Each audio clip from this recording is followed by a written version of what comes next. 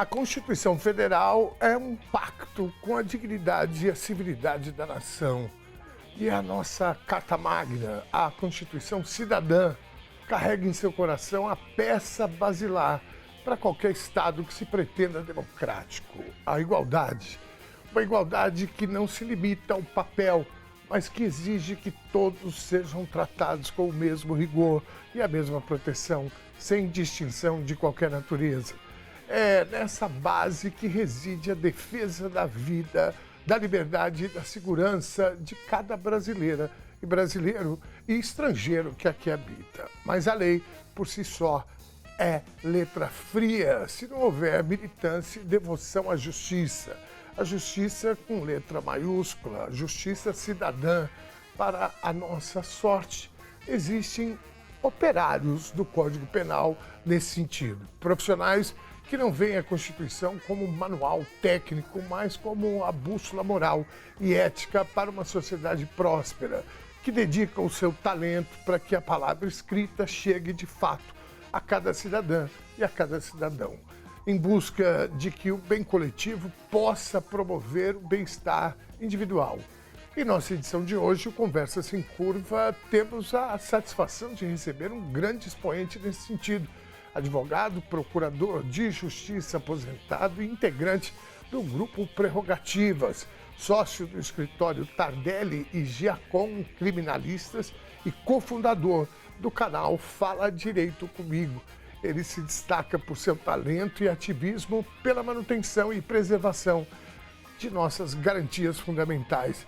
Seja muito bem-vindo, doutor Roberto Tardelli. É uma grande honra recebê-lo. Como está? Tudo bem? A honra é minha. Quero cumprimentar as companheiras e companheiros da TVT. Eu há muito tempo aguardava vir aqui, porque é uma trincheira que nós não podemos jamais deixar de prestigiar, né? Os espaços democráticos, por mais democrática que seja a nossa Constituição, estão muito ameaçados. Eu estava pensando agora, enquanto você falava, as grandes diferenças entre uma coisa e outra, né? Quem quiser ter debate, vem para cá. Quem não quiser ter debate, vai para o Estúdio I. Não é verdade? É isso. Vai lá ver tem até figurinha, tem até ilustração, PowerPoint, tem tudo lá, sabe?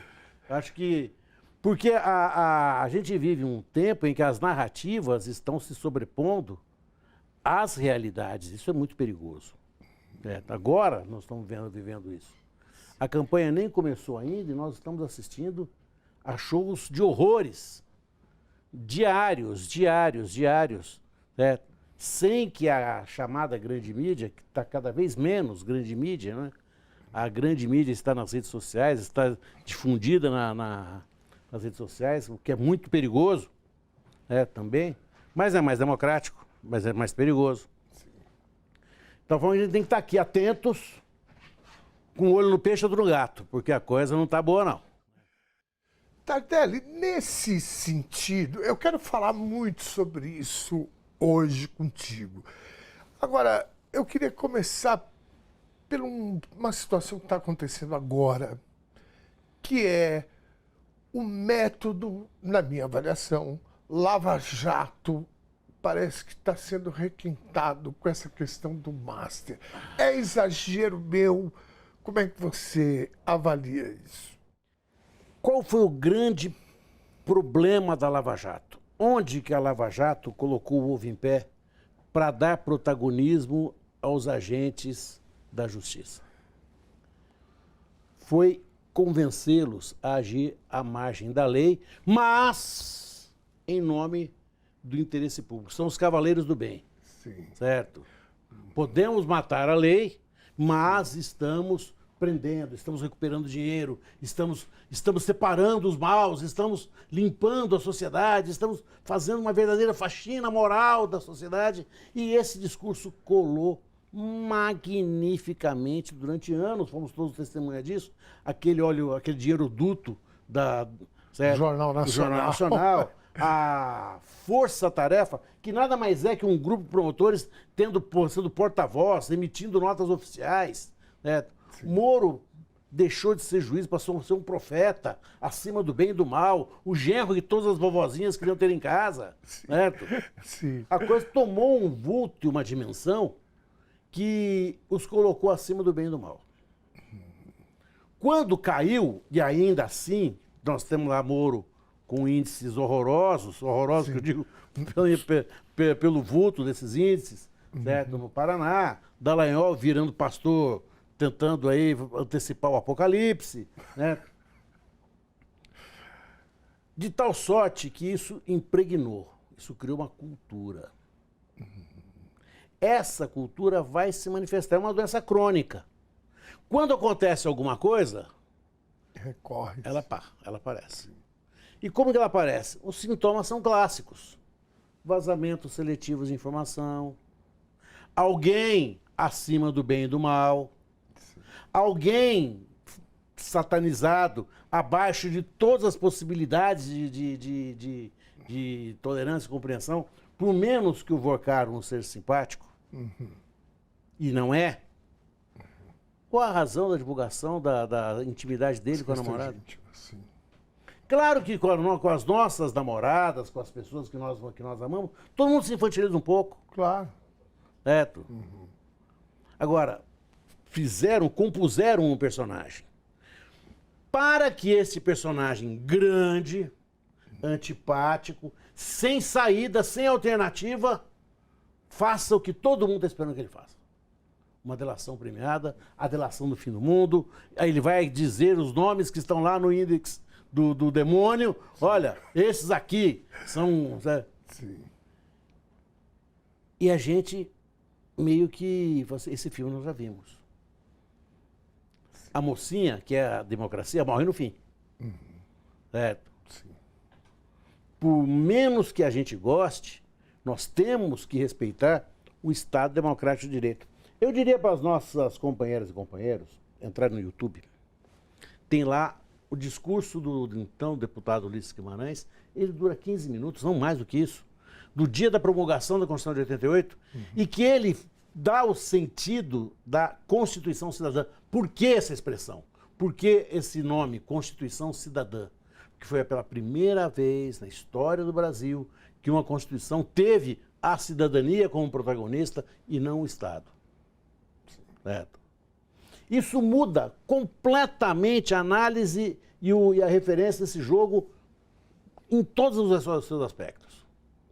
Nós passamos a ter direitos. E isso, rapaz, é muito complicado. Nessa conversa sem curva, certo?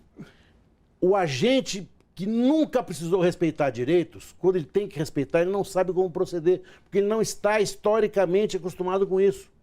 Nós, historicamente, estamos acostumados a fazer gambiarra jurídica. Sim. Gambiarra jurídica. Prende, tortura, né? Olha, ele tem que provar tortura, ele tem que inverte ônus de prova, relativiza a garantia constitucional, em nome do bem comum. Que é uma coisa que ninguém sabe definir, velho. Sim. Se você chegar para um defensor do bem comum e falar assim, pô, mas escreve esse bolo bem comum para mim, como é que eu faço esse bolo? Ele não sabe dizer. Não sabe. É. Mas o que ele sabe é o seguinte, o bem comum é aquilo que me faz apurar o que eu quero apurar sem problema nenhum, sem esses entraves de democracia, sem essa coisa Como nos filmes de Hollywood, os policiais que são justiceiros, né? Sim. Torturam, quebram regras e Você segue as regras! Como se isso fosse um defeito, certo? Daquele policial que seguisse. É um bobão, um burocrata, um idiota. Certo? É isso. Eu me lembro de dos anos 70, o Kojak. Sim. Certo? Pô. Ele era um quebrador de regras. Sim. Certo? Exato. Um quebrador de regras, assim, contumaz. E ele era o herói. Teve até música pra ele. Sim. Certo? Música de carnaval, fez sucesso e tudo mais. Verdade. É. Charles Bronson, os personagens policiais dele eram sempre assim. Também. Rambo ganhou várias vezes a Guerra do Vietnã. Sim. Certo? Do Vietnã parece. Ganhou a Guerra do Vietnã, ganhou várias vezes, assim, matando gente a rodo. Sim. Há uma cena dos Caçadores da Arca Perdida, que acho que todo mundo assistiu. em que ele está assim, é um personagem árabe, ele está vestido de preto, com aquela roupa árabe negra, preta, ele começa a fazer uma dança pro personagem, o Harrison Ford, e está longe, ele está assim, a muitos metros de distância, impossibilitado de fazer qualquer mal a ele. O cara pega uma arma, pum, mata. Olha, olha como nós americanos somos muito mais eficientes, muito mais diretos, muito mais sem regras. Sim. Né? Então, as regras, elas existem para os outros, não para quem está ocupando o poder e preservando o poder. Cai num sistema judiciário que descobriu o protagonismo. Eu todo dia, às 6 horas da manhã, eu ajoelho no grão de milho. Todo dia eu ajoelho no grão de milho, porque eu defendi ardorosamente a TV Justiça. Tá. Se arrependimento matasse, né? Se arrependimento matasse, olha, eu já devia ter morrido umas 10 vezes assim. Porque a entrega jurisdicional acabou virando um programa de auditório. Sim. Espetacularização do... De baixo nível. Virou aqueles programas de... Se você... Olha, nenhum motorista aplicativo, até porque ninguém de nós consegue escalar a seleção brasileira. Nem o Corinthians consegue escalar. Verdade. Nosso Corinthians, né? Mas os 11 do Supremo todo mundo sabe. Inclusive nome de esposa. Esposa, para que time que torce, para que time que come, torce. Quem é que, sabe? Por quê? Porque o Supremo, ele ao invés de ele se abrir à população, ele se tornou uma espécie de 11 influencers, digitais influencers, Sim. que lá estão, certo? E estão sujeitos a crítica de todo tipo, algumas, por sinal, muito procedentes. Sim. Mas qualquer Suprema Corte do mundo fecha as portas. Certo? Não porque não é espetáculo, aquilo é outra coisa, aquilo é julgamento. Certo? Outro dia eu vi estava no metrô aqui e estava vendo 2 rapazes brincando de jogo eletrônico. Eles vão decidindo em 10º de segundo quem morre. Certo? É facílima a decisão. Falei, rapaz, eu fiquei pensando assim. Isso está entrando na cabeça deles de algum jeito. Sim. Eles estão desaprendendo a discernir. Por isso que essa juventude está nesses movimentos de extrema-direita, certo? Esses red pill, essas coisas assim. Né? Porque nós estamos vivendo um momento de pouca reflexão. Nós estamos vivendo um momento de espetacularização. Tudo virou um espetáculo. Né? Não é muito diferente o Big Brother de uma sessão do Supremo. Não é. Eles comentam outros assuntos, eles brigam, certo? Eu não quero estar na sua pele, como é que é aquela coisa lá do me poupe no seu... E é um vocabulário erudito, né? É um erudito para ofender, para assim, é você chegar num restaurante francês e pedir um misto quente, sabe? Um americano, americano na chapa, sabe? Nós ficamos assim, pô, peraí, alguma coisa está acontecendo, sabe? Nós precisamos... nós vamos entender que esse caldo de cultura favorece a espetacularização do caso Master, por exemplo. Sim. Nós nunca poderíamos ter um ministro protagonista. Pois é. Mas isso é uma coisa assim que nem nos piores pesadelos eu imaginava. Aliás, eu jamais imaginei que o Supremo se tornasse uma delegacia de polícia. O ministro definir, decidir sobre busca e apreensão, sobre prisão preventiva. O ministro é o que dá a última palavra, velho. Quem faz isso é o ministro de primeira instância. É o juiz de primeira instância, certo? Sim. Que faz melhor. Sim. Porque como ele faz muito, certo? Ele está mais habituado, ele tem uma leitura mais crítica. O ministro Supremo, ele está entre 2 lados. Ou ele apoia o bem, que é a Polícia Federal, tanto que o ministro Toffoli, ele uma declaração do gabinete, que eu achei muito, muito curioso, o gabinete declarar e não ele. Certo? O gabinete não existe enquanto pessoa, assim, sabe? Sim. O gabinete não declara. Certo? O gabinete é o espaço para ele... É o espaço, é o conjunto de pessoas. Né? Quem declara é quem é responsável por ele, sabe? Ó, eu sou o cara aqui, entendeu? Todo mundo que trabalha para mim, então a pedrada que vem em mim. Sim. E ele diz o seguinte, tanto eu não estou vinculado a esse esquema que eu indeferi todos os requerimentos da defesa. Uai, como é que é isso? Como todo, quer dizer que esse advogado é um doido, só pediu coisas que não tem sentido. Indeferi todos. Bom, isso só pode acontecer se ele perdeu a isenção de julgar. Ele precisa mostrar que ele é ultra rigoroso. Já está tudo contaminado. Já está tudo contaminado. Então, você, olha, ele já não é mais juiz. Ele já não é mais juiz, ele é parte. Um juiz nunca poderia se orgulhar disso. Pois é. Olha, eu indeferi tudo. Pô, indeferi tudo. Você se lembra quando o presidente Lula foi interrogado pelo então juiz Sérgio Moro? Sim. Toda a grande mídia, manchetes, charge, desenho, inteligência artificial que não havia, mas havia uma ignorância militante, né? Colocaram o Lula confrontando-se com o Moro. Sim. O juiz não pode confrontar com ninguém. O juiz é equidistante. Sim. Ele tem que estar isento, ele tem que estar acima da discussão. Ele vai confrontar com o Ministério Público, que é a parte contrária. Aí tudo bem, vai. Tardelli, quando que a gente virou essa chave? Joaquim Barbosa? Ele tem um... Vamos dizer assim... Se fosse comemorar um aniversário, acho que ele poderia ser um dos assopradores da velhinha, assim, sabe? Poderia ser um, né? Porque o Joaquim Barbosa, primeiro, demonstrou uma ignorância de direito que um ministro supremo não tem licença poética para demonstrar. Nem agora, nos tempos atuais, que o Bolsonaro indicou dois. Né? Ele confundiu, certo? Domínio do fato com ciência do fato. Uma coisa completamente diferente. Assim, grotesco. Domínio do fato tem para o nosso companheiro entenderem rapidamente aquele que pode interromper a prática delitiva. Tá. Olha, eu tenho domínio do fato de um homicídio se eu posso impedir que ele ocorra. Tá. Se eu não puder impedir, se eu não fedo nem cheiro nessa história, não tem como. Não tenho domínio do fato. Mas você sabia, isso é outra coisa. Ter ciência é uma coisa. Ter poder sobre sobre a atividade criminosa é outra completamente diferente, companheiro. Sim.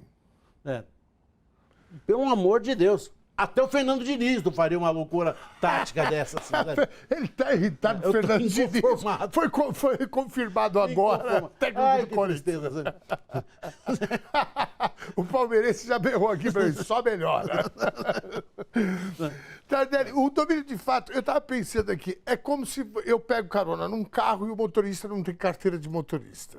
E ele me fala, eu não tenho carteira. Agora, o carro é dele. O carro é dele. Eu não tenho como falar, não, então... Ele está sentado na cadeira de motorista, ele está dirigindo o carro. Você vai fazer o quê? Você vai pular do carro? Sim. Certo? Você vai puxar o freio de mão, dar um cavalo de pau e fazer... Você está no carro. Você não tem nem nada. Você não pode fazer nada. Você não tem nem... E isso, o então ministro Zé Disseu, hoje o nosso... Talvez uma hora na lista... E pré-candidato a deputado federal. Talvez uma hora na lista política que o Brasil tem hoje, né? Ali, tinha as coisas acontecendo na sala ao lado. Aí, o que tem? Podia acontecer no elevador com ele. Qual é a... Eu sempre digo assim, olha, domínio do fato, então, ó, a tia do café tá frita. Sim. O tio do elevador tá no sal. Né? O motorista tem que ser surdo, cego, mudo. Né? Ele tem que guiar por braille o carro, porque se ele...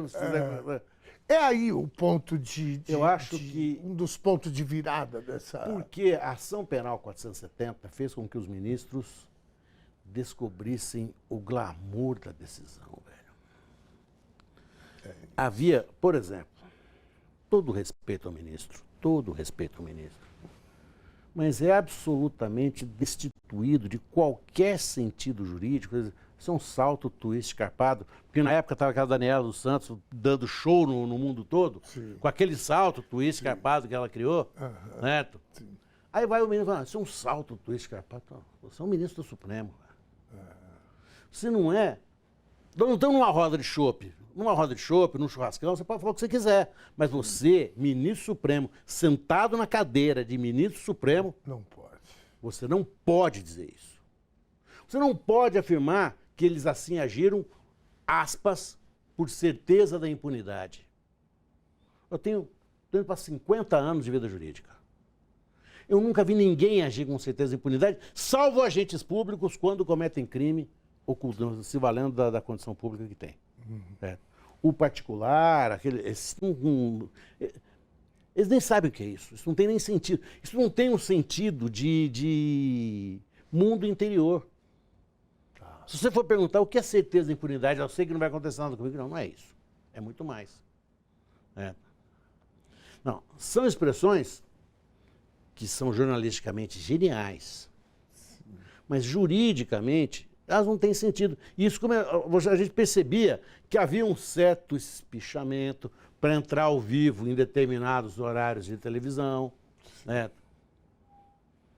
Todos se tornaram celebridades, assim, né? Há 30 anos atrás, ninguém nem sabia que existia Supremo. Isso não tem como a gente relativizar, porque eu tenho uma tese, Tardelli, que você, por favor, fique muito à vontade para discordar dela. Nós vivemos uma democracia ainda muito imatura. Vivemos. Né? E eu acho que a democracia ela vai amadurecendo conforme as questões que vão se colocando. Você falou dos ministros da Suprema Corte, mas há bem pouco tempo a gente não sabia como era o funcionamento da política, no sentido de financiamento de campanha. Né? Era tudo muito distante, ninguém sabia o que era centrão. Né? A gente não sabia o que era emenda. Sabia do Centrão na Constituinte. Sim, mas... Então, Roberto Cardoso Alves, aquele deputado que certo, deve estar lá, no escritório de político do capeta, do inferno, né, fazendo acordo com os diabinhos lá. Né? Sim. Mas nós fomos crescendo. Outro dia eu estava vendo um discurso do candidato da extrema-direita canadense. Tá. Falei, rapaz do céu. Os bolsonaristas têm que matar esse homem de porrada aqui. Ele é a favor da descriminalização do aborto. Isso não se mexe. Ele é absolutamente a favor de todos os direitos, cotas das pessoas, assim, de inclusão. Assim, o meu pai é gay. Eu não posso imaginar nada que fosse... Porque eu sei da dignidade do meu pai. Nisso não se toca. Olha, não se toca também no sistema gratuito de saúde do Canadá, que é bem menos generoso que o do Brasil, diga-se. Certo? Eu falei, rapaz, esse é extrema-direita. Aqui no Brasil, ele ia ser chamado de comunista. Sim. Porque nós estamos muito... Porque a nossa extrema-direita, ela é primitiva. Primitiva.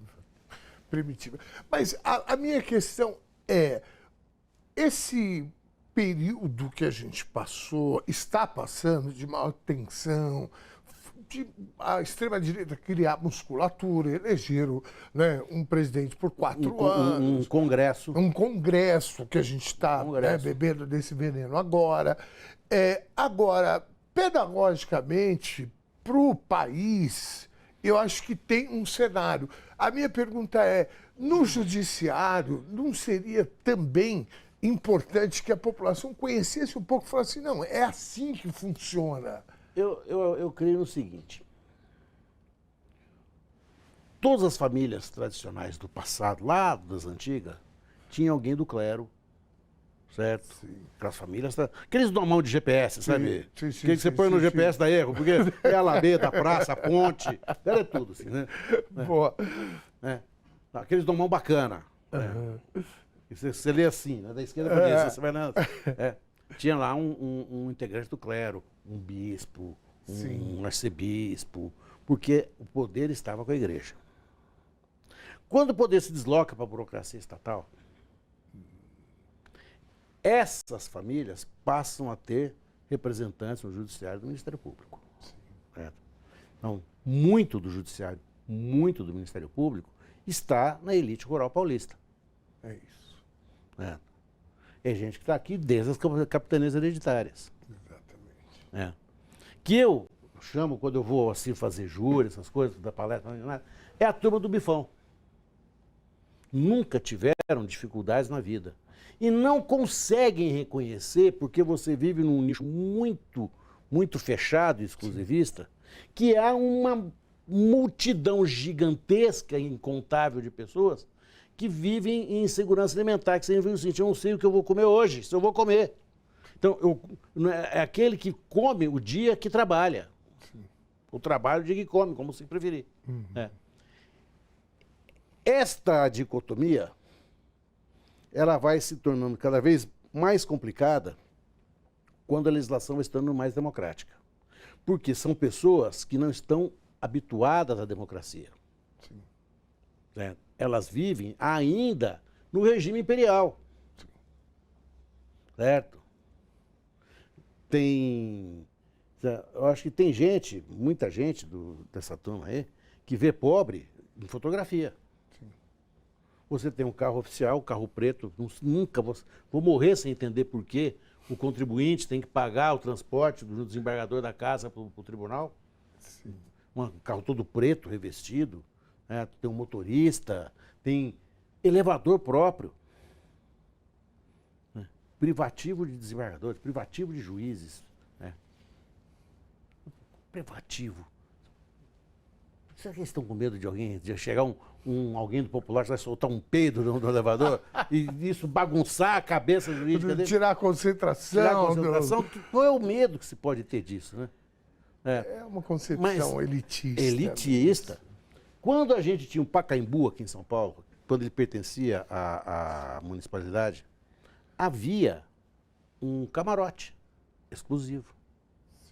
Sim. Nós não temos o hábito da igualdade. A igualdade nos irrita, a igualdade nos constrange. Eu, por ser mais importante do que você, eu tenho que ter direito a uma feira diferente da tua. Sim. Certo? Então, eu vou receber o auxílio alimentação, por exemplo. Você tem que ter privilégios. Eu tenho que ter privilégios. Eu não posso receber o mesmo auxílio alimentação daquela pessoa que dirige o carro para mim, porque eu como melhor do que ela. Claro. Certo? Eu tenho direito a comer um filé. Ele não precisa. Porque ele está acostumado a comer qualquer coisa. Sim. E a vida é assim. E a vida é assim desde sempre. Sempre foi assim. Esse é o discurso mais terrível, certo? Porque é o discurso do imobilismo social completo. Né? Sempre foi assim. Há um professor de Brasília que diz o seguinte, essa história que a justiça é dar a cada um que é seu, é o que nos fizeram crer. Que sempre quem teve foram as mesmas pessoas. Então, hoje, por exemplo, você vê um Supremo Tribunal Federal eliminando os juízes trabalhistas, que foram conquistados ao longo de século. Né? Teve gente que morreu. Pô, assiste Eles Não Usam Black Tie, que você vai entender um pouco do que é a luta pelos direitos, sabe, pelos direitos trabalhistas, assim, né? A pejotização, né? Hoje é descarada essa discussão. Né? A pejotização. Como é que você vai, rapaz, como é que você vai chegar para alguém, para um garoto, 19, eu acho que nisso, eu acho que o nosso campo falha. Nós tínhamos que ter política de geração de renda para homens, mulheres, jovens, porque essas pessoas têm filho, você tem que levar comida para casa. Ele tem 22 anos de idade, mas ele tem filho. Ele tem uma responsabilidade. Então você joga uma caixa nas costas dele e fala assim, ó, tu é microempreendedor agora, vai vender laranja. Vai vender e vai crescer, e daqui a pouco você vai ter 2 motos, daqui a 10 anos você vai ter uma transportadora de moto, assim, né? Sim. Você vê essa meninada andando em cima de moto na rua, certo? 10, 15, 16 horas do dia, num trânsito como o de São Paulo, como o Rio de Janeiro, como o Recife, enfim, qualquer cidade. Sim. Não tem cidade brasileira hoje que não tenha problema de mobilidade. Bom, o que nós estamos fazendo? O que essa juventude pode esperar da gente? Eu acho que nós estamos... Eu ontem, domingo de Páscoa, passei em frente a uma igreja, certo? Com milhares de pessoas. Só jovem. Uma igreja pentecostal. Não vou falar o nome porque... Ele falou assim, olha... O pastor as abraçou antes da gente. Mas saíram milhares de jovens lá de dentro. Nós precisamos fazer alguma coisa. Porque o pessoal fala assim, a esquerda está envelhecendo, a esquerda envelheceu. A esquerda não envelheceu. Os princípios da esquerda eles são perenes. O que nós não estamos conseguindo é convencer a população mais jovem, porque a população mais jovem está sem canal de participação. Há um programa, outro dia eu estive na Ocupação 9 de Julho, e lá vi a formatura dos defensores populares. Mas é precioso aquilo, velho. Precioso. Isso é um programa espetacular. Né? Porque você coloca, você integra a juventude na comunidade, a comunidade passa a juventude passa a conhecer a comunidade, aponta solução, aponta problema, aponta até soluções econômicas para aquela comunidade. Porque ali existe uma pujança, existe uma economia que pulsa ali. Nós precisamos olhar para isso. Eu acho que aqui a gente precisa olhar para duas coisas, para isso e para a violência contra as mulheres. O presidente Lula fez uma declaração histórica, certo? Sobre a violência. Foi o primeiro presidente a assumir a violência contra as mulheres como um gravíssimo problema da sociedade brasileira. Foi um passo gigantesco, porque é o reconhecimento da maior autoridade do país. O presidente Lula teve essa coragem. Precisou de muita coragem para fazer isso, porque ele deve ter enfrentado muita resistência interna de homens. Você, ó, claro. Não estou chamando os nossos companheiros machistas, não. Mas é estrutural, maiores, né? É estrutural. É estrutural. Há questões maiores, há questões mais... Não, essa é uma questão urgentíssima. É uma questão que está impactando a sociedade, está com o risco de dissolver a sociedade. Tardelli, isso mostra, de novo, uma desconexão do sistema de justiça brasileiro com a realidade do povo brasileiro. Nós falamos aqui da pejotização que está sendo discutida, né, no Supremo. Tem ministro que defende abertamente o fim da justiça do trabalho, inclusive. Né? Nós estamos falando agora de violência contra a mulher, que nós temos dados agora, né, aumento exponencial do feminicídio, que é o último grau, né, e o mais grave que tira a vida da mulher, o mais extremo. E me parece, né, que isso mostra um distanciamento, uma desconexão, né, do sistema de justiça. E você já falou aqui sobre algumas questões que nos levaram a isso, né, a formação, né, da justiça, enfim. Vou falar uma coisa que as pessoas vão ficar irritadas comigo. É mais fácil absolver um roubo que um estupro. Mais fácil? É mais fácil você absolver um estupro do que um roubo. Mais fácil. O roubo, porque é o crime patrimonial, qualquer prova vale, qualquer coisa vale, a condenação é certa. Já o estupro, não. Quando esse estupro envolve uma relação que opõe alguém muito bacana com alguém muito anônima, né? Isso se torna um horror. Né? A proteção da mulher, ela é muito recente no direito brasileiro. Muito recente. No Código Penal de 1916, que vigorou durante quase 100 anos conosco, o marido podia devolver a mulher à casa paterna se ele descobrisse em uma semana que ela não era virgem. Socorro.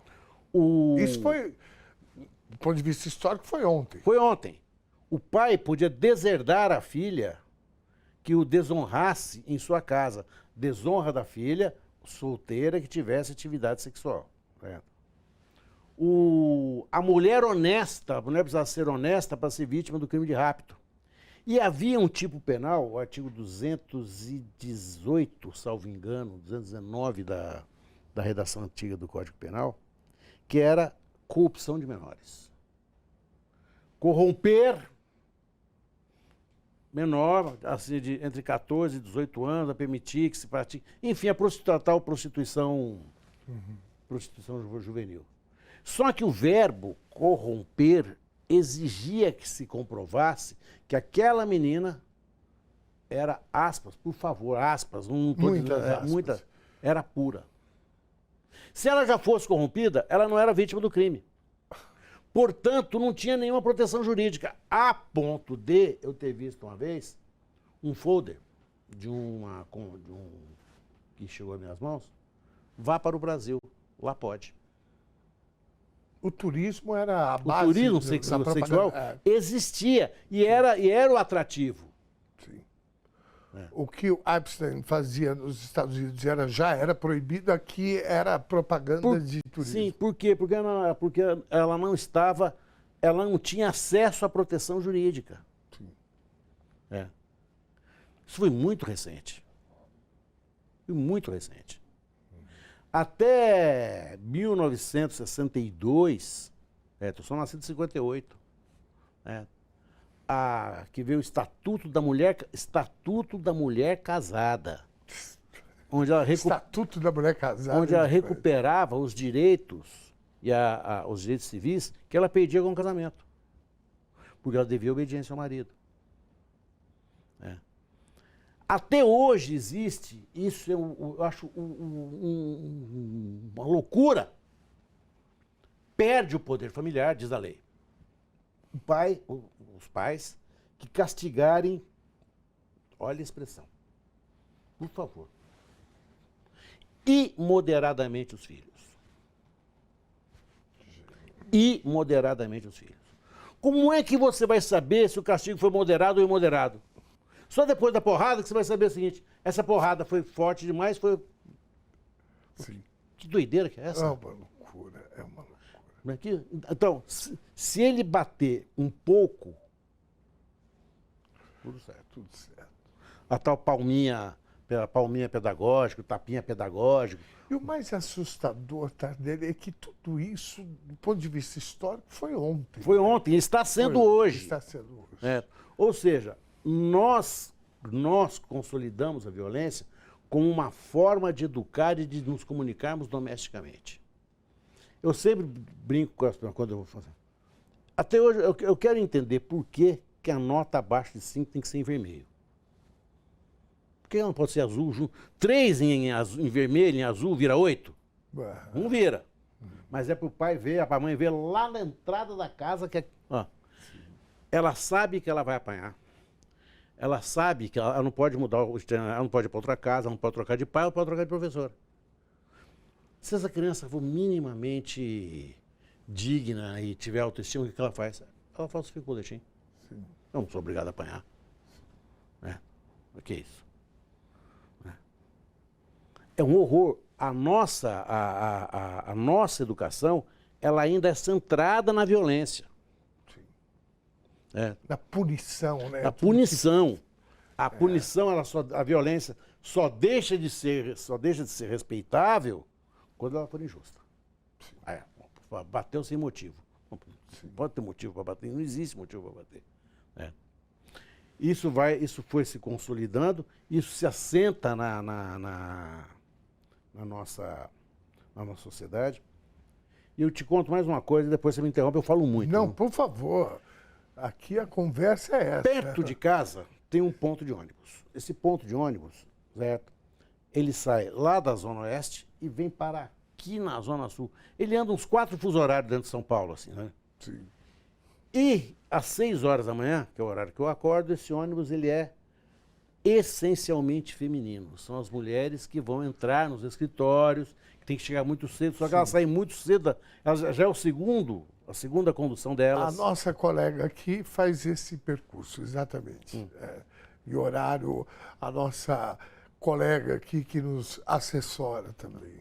E lá tem a tia Raquel. Tia Raquel vende bolo, pão, R$7. Sim. E por muitas situações de vida aí, os moradores da praça lá tomam café comigo e tal. Bom, enfim, isso é outra conversa. Mas eu sento lá e fico conversando com elas. É muita resenha, velho. Elas têm que dar conta da família delas, da família das patroas onde elas vão, das famílias onde elas vão trabalhar. Elas chegam em casa, certo, mortas. Você acha que quando elas chegam em casa às 8 horas da noite para acordar às 4 horas da manhã do dia seguinte, existe espaço afetivo para sentar com o filho, conversar? Não, não tem. E a maioria ainda dentro da escala 6x1. Todas, não, 6x1 não, 7x7. 7x7. Eu acho que o brasileiro trabalha, eu não conheço ninguém no mundo que trabalha com o que a gente trabalha. Quantas pessoas, quantos frentistas de posto, por exemplo, você conhece que tiraram um mês de férias? Você não conhece. Ele vai fazer bico em algum lugar, vai trabalhar em outro lugar. No fim de semana ele vai encher uma laje. Ele está sempre trabalhando porque ele não tem mais espaço de lazer, não tem mais espaço de convívio. A escala 6x1 só é contra o fim dessa escala a turma do bifão. Gostei, a turma do bifão. Aqueles que nunca precisaram dessa escala. Sim. Que é, o Lula disse, é uma frase, acho que do Paulo Freire, que o Frei Beto usa também no documentário dele, que a cabeça funciona onde o pé pisa.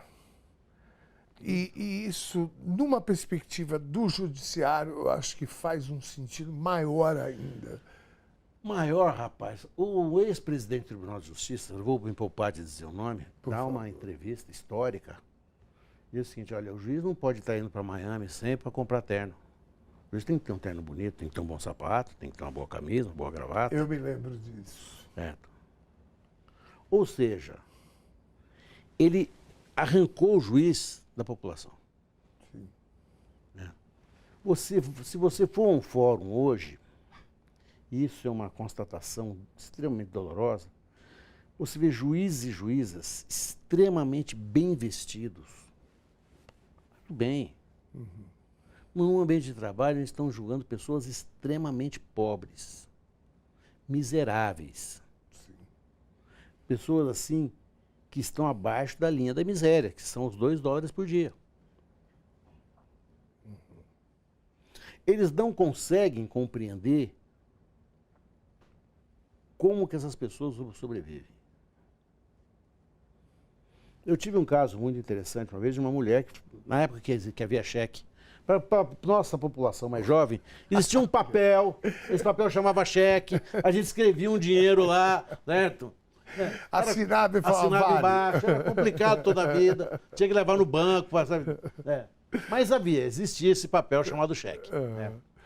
E ela falsifica um cheque no dia 23 de dezembro, aqui nos baixos do viaduto do Minhocão, para comprar panetone, 2 litros de Coca-Cola, para comemorar o Natal com os filhos dela, que estavam morando embaixo do Minhocão com ela. Essa mulher já era reincidente, ela já tinha feito isso no Natal anterior. No Natal anterior. Qual é a periculosidade de uma pessoa assim? Nenhuma. Mas ela era reincidente. Ela chega presa na audiência. Quando eu vi aquilo, rapaz, eu falei, nossa, ela está presa porque ela falsificou para comemorar o Natal. Para comemorar uma data religiosa, para comemorar uma data do amar-vos uns aos outros, etc, etc, Divide etc. o pão. Divide o pão. Tá. Essa mulher, para mim, se tornou símbolo do meu entendimento, assim, sabia? Porque o juiz não a soltou. Porque ela era reincidente. Ela tinha a carteirinha de reincidente. Então, essa é a justiça. Extremamente patrimonialista. Extremamente patrimonialista. E que não consegue enxergar o sofrimento daquele que não tem a justiça para contar. Posso pegar um gancho? Talvez um exemplo para que a gente entenda. Quando você falou que essa mulher ela foi presa, o juiz não soltou, eu já comecei a pensar aqui o que o sistema carcerário estava prometendo para ela. Hoje nós temos uma decisão a qual eu, de certa forma, concordo, que é a prisão domiciliar do Jair Bolsonaro, ex-presidente condenado a 27 anos e 3 meses de cadeia. Bom, eu digo isso porque eu me incluo dentro daquela turma que o que nos difere é justamente isso da extrema-direita. Bom, dito isso, como é que ficam os outros milhares de presos que estão na mesma condição de saúde, comprovadamente, ou pior, algumas pessoas nem passaram ainda por essa blitz médica para ter o diagnóstico? Como é que fica esse pessoal? Eu vim aqui torcendo para a gente falar sobre isso, sabe? Por favor. A gente tem que entender o seguinte, direitos humanos é para todo mundo, inclusive o Jair Bolsonaro. Sim. Certo? Olha, se é uma decisão médica, um entendimento médico, que é um entendimento assertivo, dizendo o seguinte, se ele ficar aqui nessa prisão, ele vai morrer, tira da prisão para onde ele não vai morrer. Sim. Por quê? Porque não tem pena de morte, ele não foi condenado a pena de morte. Eu acho que esse raciocínio, ele é tão imediato e fácil que eu me recuso a ficar falando mais sobre isso. Sim. Certo? O grande problema, ou melhor, a grande vantagem, eu sei lá o que eu diria agora, e os outros vão muito bem. Aí eu te digo o seguinte, uma coisa é você ter o direito, e vamos voltar na nossa concepção de justiça, e outra coisa é você ter esse direito reconhecido. Por quem deve reconhecê-lo. E quem pode reconhecer isso? Apenas o juiz. Ninguém mais. Eu aprendi nesses anos todos que o poder não está em quem prende. Qualquer um de nós que pode prender. Diz o Código Civil, o Código de Processo Penal. Qualquer do povo pode. Mas só o juiz pode soltar. Só o juiz pode dizer, essa pessoa aqui tem que ser tratada adequadamente. Se ele entender que aquela pessoa não é tão pessoa assim para merecer o tratamento adequado, ele nega olimpicamente isso. E pronto. Certo? O que eu fico esperando, e a minha esperança, é que esse episódio do Jair Bolsonaro desperte nos juízes a necessidade de uma coisa chamada isonomia. Olha, todos então precisam receber esse direito. Isso significa que vai abrir as portas, que vai abrir uma comporta, que saíram. Não, é muito pouca gente. Aliás, é muito pouca gente, mas é muito pouca gente que está em estado efetivamente grave. É. Eu já tive clientes assim. Condenadas à morte, né? Eu já tive. Por exemplo, um exemplo, preso não morre tanto de violência quanto de doenças pulmonares, por exemplo. Tuberculose. Pô, ainda tem tuberculose? Tem tuberculose ainda. E essas tuberculoses, elas existem dentro do regime carcerário e bastante. Só que é um detalhe, você não toma o comprimido para tuberculose no presídio ou na sua casa. Você tem que ir ao posto de saúde. O remédio para tuberculose só é administrado lá, porque ele é anotado, é uma doença de notificação obrigatória. Certo? Se não levar, não tem tratamento. Mas espera aí, o que mais? Você quer que leve? Olha o que esse cara fez. Não interessa o que ele fez. Ele está sob tutela do Estado. Ele tem que ser levado. Olha, ele tem um problema cardíaco grave, ele tem que ser tratado. Não pode ser tratado no hospital penitenciário, vai ser tratado onde puder ser tratado. O importante é que ele seja... E depois que ele estiver bom, ele volta para a prisão. Exato.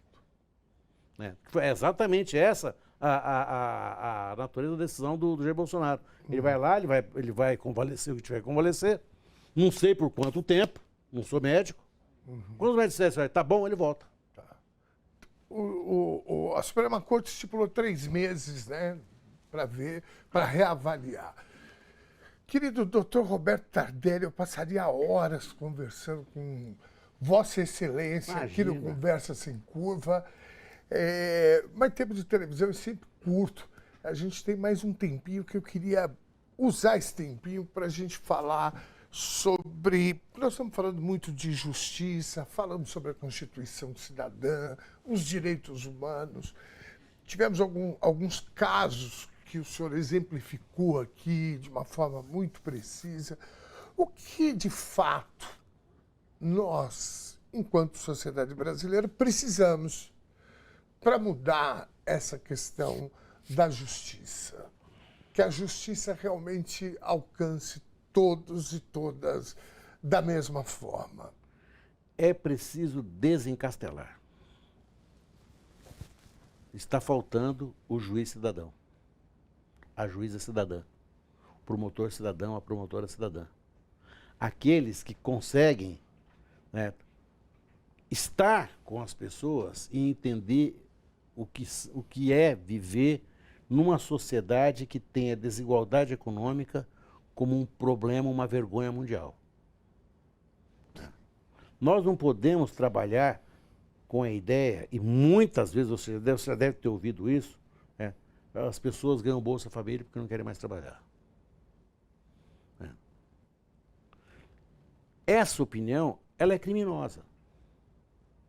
Porque ela é de uma insensibilidade moral, para usar uma expressão bem ao gosto dos juristas mais antigos, insensibilidade moral, essa expressão fantástica. Em outras palavras... Insensibilidade moral. Você não está nem aí. Traduzindo, você não está nem aí. Né? Então a gente precisa ter essa...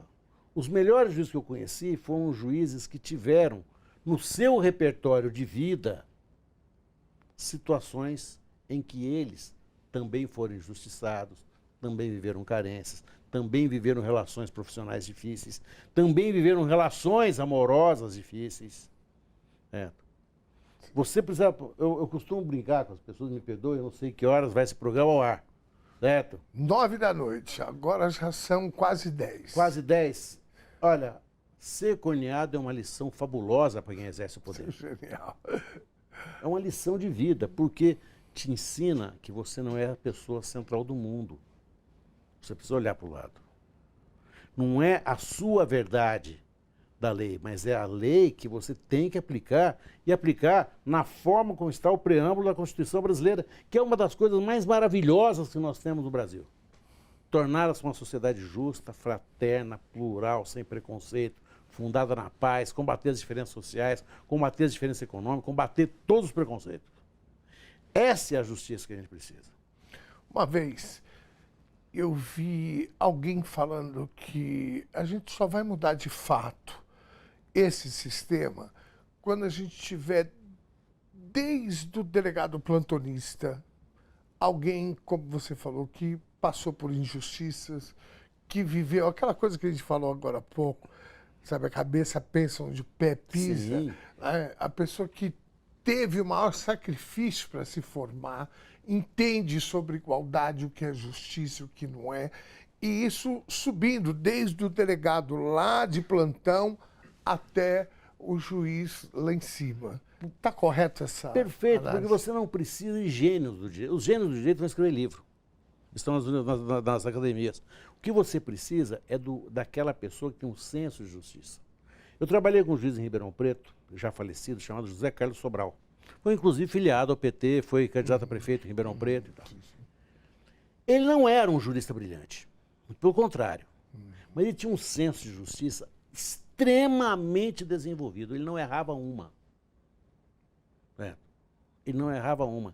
Ele tinha uma percepção, ele tinha um calor humano. Ele abraçava as pessoas que iam lá.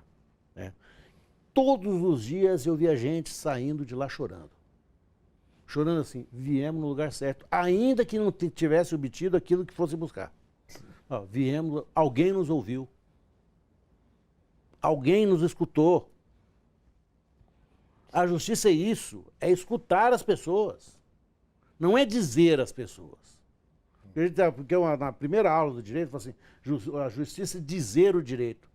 O cacete, velho. A justiça é escutar o direito. É o contrário. O juiz que sabe ouvir, ele não erra. Só para a gente tirar um sábado, lembrar, quando o Joaquim Barbosa falou que a gente devia ouvir a voz das ruas, ele ouviu a voz do Oscar Freire.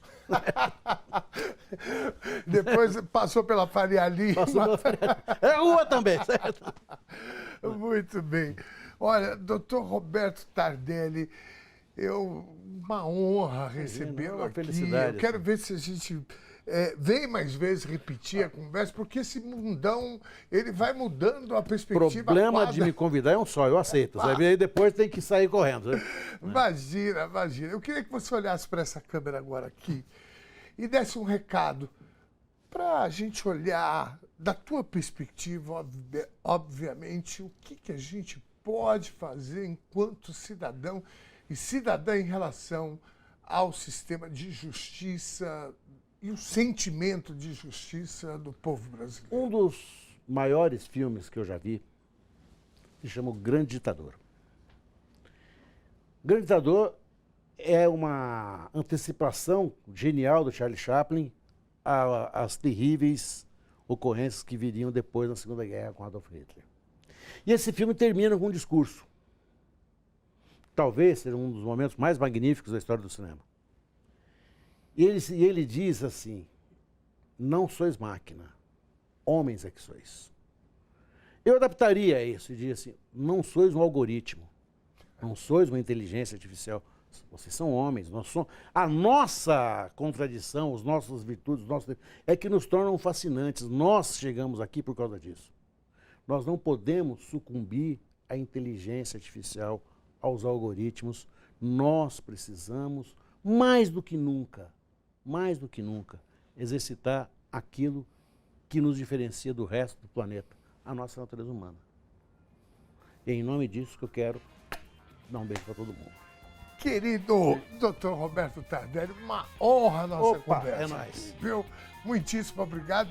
E salve o Corinthians, né? Que o Diniz deu um jeito agora no teu time lá. Rapaz do céu, minha pressão foi a 18 por 18 agora, só de saber. Mas todo corintiano, antes de tudo, esperançoso. Vambora, isso. Bom, durante a promulgação da Constituição Federal Brasileira, Estatuto do Homem, da Liberdade e da Democracia, em seu discurso histórico, Ulisses Guimarães disse que, abre aspas, a Constituição certamente não é perfeita, que ela própria confessava isso ao admitir ser reformada. Mas concluiu o senhor Constituinte, quando a ela discordar, sim, divergir, sim, descumprir, jamais, afrontá-la, nunca. Vivemos um momento de extremo abalo e ataque ao Poder Judiciário, o guardião da nossa Constituição. Nessa edição do Conversa Sem Curva, vimos que, em defesa do Estado Democrático, devemos urgentemente reconstruir a simbiose entre a população e as nossas instituições. Reverter o cenário atual só será possível através da atuação ativista de profissionais como o Dr. Roberto Tardelli, através de sua crença e atuação sobre os pilares da Carta Cidadã do Brasil. Somos todos capazes de enxergar caminhos para um Estado soberano e com justiça social. Até a próxima!